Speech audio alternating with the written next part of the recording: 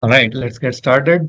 Welcome everyone to the first webinar of 2025 on the topic of efficient report generation tactics in Moldex3D. I'm Anand Bora, Customer Success Account Manager here at Moldex3D in Farmington Hills, Michigan. I've been with the company with almost 5.5 years now.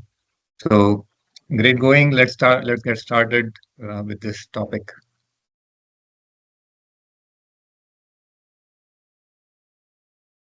Outline for today, report wizard in studio. We'll be having a lot of demo in this webinar today. So we'll be going back and forth between the actual webinar presentation and also the live demo in order uh, to demonstrate the features that are there in this report generation inside of Moldex3D Studio.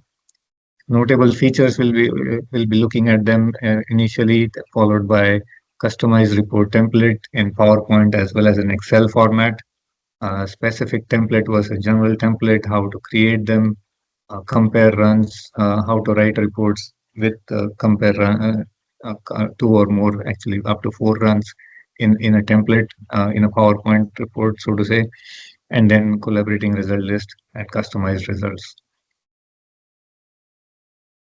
I've broken down into 3 groups here, what we just talked, the notable features into 3 groups.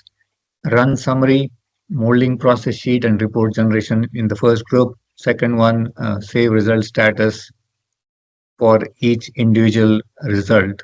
Uh, and then also customize the group in order to have specific results in there. There are a couple ways that we can look at, and also write notes in the results for each note, each result. You can add a note and how that can be copied over into the report.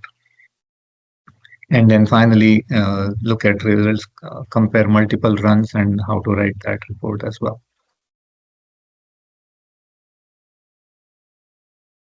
The first one here, notable features of report generation. The report generation is located on the home tab. There's actually a section in the ribbon called report, and it has three buttons in there: run summary, report, and molding process sheet. And I'm going to give a live demo of this one. Run summary is something looks like this, which is basically comparing all the different runs that you have inside of the studio, and it compares all the settings, all the results, and so on in for the multiple runs that you have there, and gives a quick glance at that. You can also export that out into an Excel or a CSV format. Report generation is where most of the talk will be for today, and then the molding process sheet output is the process sheet that will be as an output from Moldex3D that you can take into onto your shop floor and set the machine accordingly. So let me give a quick demo here as to how that looks.